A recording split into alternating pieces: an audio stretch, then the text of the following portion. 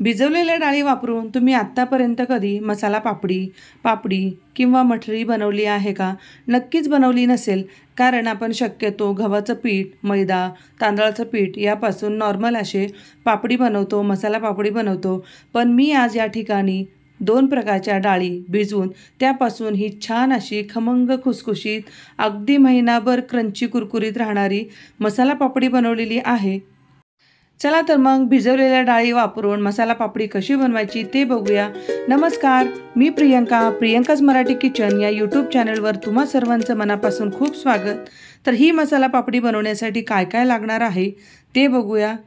तर या ठिकाणी सुरुवातीला मी एक मोठं भांडं घेतलेलं आहे.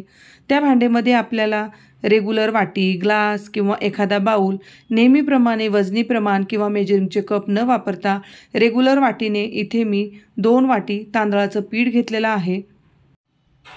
हे तांदळाचं पीठ आपण भाकरीसाठी वापरतो तेच पीठ घेतलेलं आहे. त्यानंतर याची चव आणखीनच वाढवण्यासाठी मी इथे अर्धा चमचा चिली फ्लेक्स घेतलेले आहेत. तुमच्याकडे जर चिली फ्लेक्स नसतील तर या ठिकाणी तुम्ही अर्धा चमचा लाल तिखटसुद्धा घालू शकता. आता यामध्ये चवीनुसार मीठ घालून घेऊया. अर्धा चमचा मीठ घातलं. तिखटाचं प्रमाण तुमच्या आवडीप्रमाणे तुम्ही ते कमी जास्त करू शकता. त्यानंतर अर्धा चमचा मी कच्चे जिरे घातलेले आहेत. या ठिकाणी जिरे भाजून न घेता किंवा ते क्रश न करता अगदी असेच घेतलेले आहेत. त्यानंतर आता मी सुरुवातीला सांगितल्याप्रमाणे भिजवलेली डाळ आज आपण या पापडीसाठी वापरणार आहोत. तर या ठिकाणी 1 तासभर मी उडदाची डाळ भिजत ठेवली होती आणि त्यानंतर एक 5 ते 10 मिनिटं ती अशी चाळणीवरती पाणी निथळ ठेवली होती. त्यामुळे त्यातलं एक्स्ट्राचं जे पाणी आहे ते कंप्लीट निथळून जातं आणि डाळ अशी कोरडी होते. तर या ठिकाणी मी 4 चमचे उडदाची डाळ घेत आहे.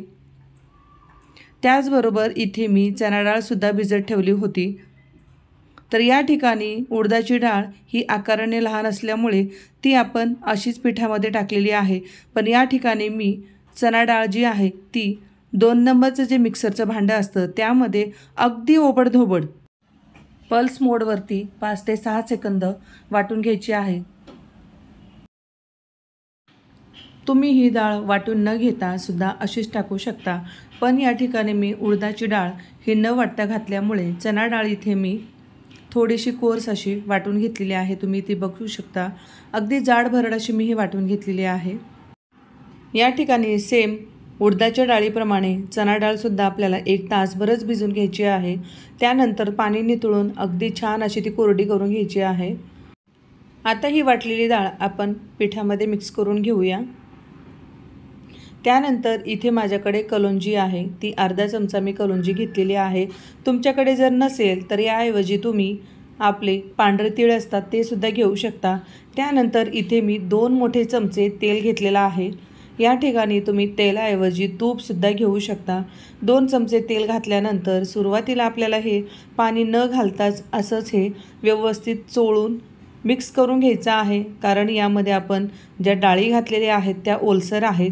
त्या पिठामध्ये अगदी छान अशा मिक्स झाल्या की त्यानंतर आपल्याला मग पाण्याचा सुद्धा अंदाज येतो.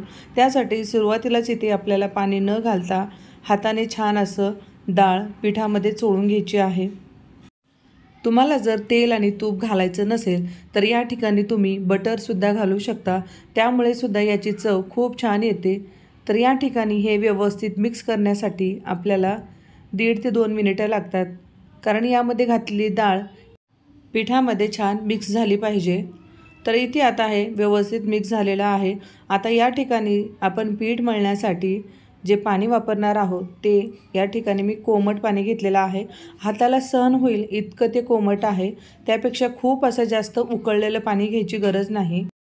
या ठिकाणी पिठामध्ये 2 चमचे बेसन पीठ मी टाकायला विसरलेली आहे. त्यामुळे इथे मी आत्ता 2 चमचे बेसन पीठ घालून हे व्यवस्थित मिक्स करून घेत आहे. सुरुवातीला आपण तांदळाचं पीठ घेतल्यानंतर त्यामध्ये लगेच आपल्याला 2 मोठे चमचे बेसन पीठ घ्यायचं आहे. इथं मी विसरल्यामुळे आत्ता इथे मिक्स केलेलं आहे. तर अशा प्रकारे ज्या वाटीने मी तांदळाचं पीठ घेतले होते त्याच वाटीने इथे मला 2.5 वाटी पाणी लागलेलं आहे. पाण्याचं प्रमाण हे कमी जास्तसुद्धा लागू शकतं. तर त्यानंतर त्यातला 1 पेढा घेऊन अशा प्रकारे पोळीपाटावरती आपल्याला तांदळाचं पीठ लावून पोळी लाटून घ्यायची आहे। रेग्युलर आपण जी गव्हाची चपाती बनवतो अगदी चपातीप्रमाणे ही पोळी आपल्याला लाटून घ्यायची आहे। तर या ठिकाणी माझ्याकडे फ्लावर शेपचा एक कटर आहे, त्याने इथे मी हे मसाला पुरी कट करून घेणार आहे। तुमच्याकडे जर नसेल तर काहीच हरकत नाही, तुम्ही गोलाकार आकारामध्ये वाटी असेल, एखादं झाकण असेल त्याने सुद्धा तुम्ही इथे कट करून घेऊ शकता, किंवा तुम्ही अगदी शंकरपाळी आकारामध्ये चाकूने हे कट करून घेऊ शकता। तुम्हाला जो आकार आवडेल त्या आकारामध्ये तुम्ही इथे कट करून घेऊ शकता। तर या ठिकाणी मी माझ्याकडे कटर असल्यामुळे ते मी यूज करत आहे। आता ही पुरी क्रिस्पी कुरकुरीत होण्यासाठी यावरती आपल्याला व्हिडिओ दाखवल्याप्रमाणे काटे चमचाने मी होल्स करून घेत आहे, त्यामुळे ही पुरी फुगणार नाही आणि क्रंची कुरकुरीत होते। मी सुरुवातीला कटरने एक पुरी काढून घेतली, पण नंतर लक्षात आलं आपण प्रत्येक पुरी काढून जर त्याला अशा प्रकारे होल्स करत राहिलो तर खूप वेळ लागेल। त्यासाठी मी नंतर पूर्ण पोळीवर अशा प्रकारे होल्स करून घेतले आणि त्यानंतर अशा प्रकारे मी कुकीज कटरने हे छान फ्लावर आकारामध्ये कट करून घेतलेले आहेत। बाकीची राहिलेली पापडीसुद्धा मी अशा प्रकारे कट करून घेतलेली आहे। तुम्ही इथे बघू शकता याचा आकार अगदी परफेक्ट असा आलेला आहे। त्यानंतर यावरती आपण होल्स केल्यामुळे ही तेलामध्ये टाकल्यानंतर फुगणार नाही आणि क्रिस्पी कुरकुरीसुद्धा होईल।